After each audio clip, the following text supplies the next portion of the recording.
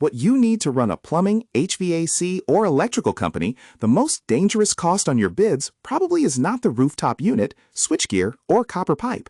It's the stuff nobody thinks about: the drill bits, saw blades, tape, glue, fasteners, and scrap material your crews burn through every day. Most estimators price the obvious items perfectly. They count fixtures, valves, conduit runs, and labor hours. Then they assume the small stuff gets absorbed by overhead. That's the trap, because these costs are not fixed overhead. Your office rent exists whether you have jobs or not, but blades, tape, damaged material, and scrap only happen because crews are actively producing work. More jobs means more consumables, harder jobs mean more waste. And waste is unavoidable in the trades. Wire gets cut short, conduit gets misbent, PEX has scrap ends, remodel work burns through extra fittings and blades. No field crew installs 100% of purchased material. Industry averages put real material waste around 3 to 5% of material spend. Small tools and consumables commonly add another 1 to 2%. Now look at the math. A $4 million contractor might buy roughly $1.6 million in materials and field supplies annually. If estimating misses a 4% waste factor and a 1.5% consumables factor, that creates $88,000 in unrecovered costs every year.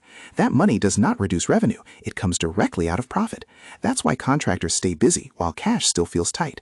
The fix is simple. Add 2 line items to your estimating template today. First, a material waste allowance, usually around 4%. Second, a small tools and consumables allowance, around 1.5%. Treat both as direct job costs, not buried overhead, and apply your normal markup. These costs are already happening. The only question is whether your customer pays for them or your net profit does. Hi, Paul Petrowski, co-founder of Growth Ledger Solutions and Growth Ledger Academy. If you're going to scale your business to over that $5 million mark cleanly, your estimating software or spreadsheets cannot rely on perfect scenarios. It's just not real. You have to build standardized indirect job cost allowances directly into your pricing templates, forcing the client to pay for the true fully burdened cost of executing the project. We recently worked with a mid-sized plumbing company that spent probably about $180,000 per year on indirect material, otherwise known as consumables. Things like fittings and tape and sealants and fasteners. If this company was not factoring this cost to its bid, that $180,000 per year is a direct reduction of the bottom line.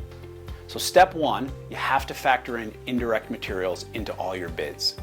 Step 2, you have to track those consumables. When consumables are not tracked per job or per technician, usage rates drift upwards of 10 to 25% over time due to duplication and lack of accountability. That same plumbing company mentioned above tightened tracking and discovered about 12% of the indirect materials purchased were never properly assigned to jobs and were used excessively due to the lack of visibility. That meant roughly $21,600 per year in consumables disappearing into margin loss. You need to start factoring the cost of indirect materials into your bids. To make this seamless for your team, we built a trade material waste and small business estimating tool. It's a free online tool built specifically for scaling subcontractors. You plug in your raw materials and your equipment numbers, and it automatically calculates and applies the exact industry-vetted indirect cost, with certain buffers based upon your specific trade, whether you're routing heavy conduit or running complex commercial piping. It's available for free on our website. It takes the concepts of this video and brings them to life with a practical, hands-on tool that you can apply to your business today. You can find the link for that tool in the description below. Stop eating the cost of your field supplies. Click the link in the description below and check out the free estimating tool today, allowing you to adjust your bids and secure your margins on every single project. And as always, subscribe to our channel for more financial literacy tips targeted at owners of construction and trade businesses trying to get over the $10 million a year mark.